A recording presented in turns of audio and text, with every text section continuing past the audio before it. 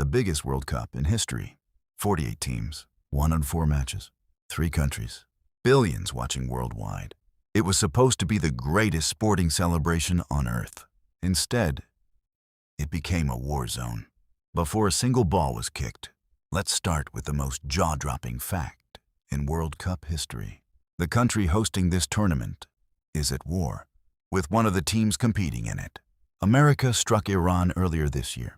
Iran's supreme leader was killed, and Iran's own sports minister stood in front of the cameras and said, "Under no circumstances can we participate in the World Cup." FIFA said nothing. The world held its breath. Iran's players eventually traveled, but their fans, their families, their officials, many of them, turned away at the door, and Iran was not alone. Scotland fans had permits revoked days before traveling.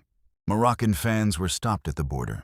The best referee in Africa, Omar Artan of Somalia, flew to Miami with his FIFA credentials and a valid visa. He was told he could not enter the country. No detailed explanation. No appeal, just go home. The first Somali to ever referee a World Cup match.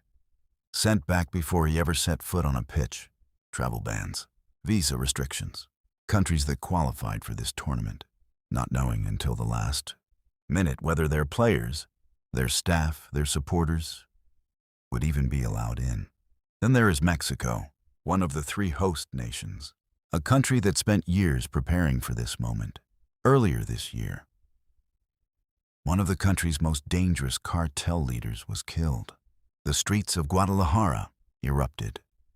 Violence, unrest, curfews in a city scheduled to host 4 World Cup matches. And if you think that is bad, remember the Copa America final in Miami. The rehearsal for this World Cup. Ticketless fans forced their way past security.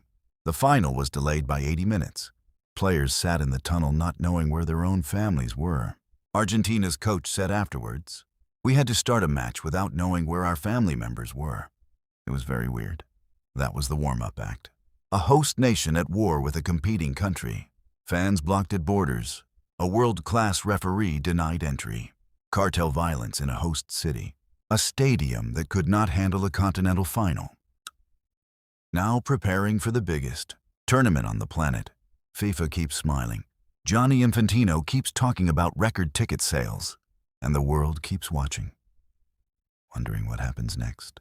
The 2026 World Cup is the biggest in history.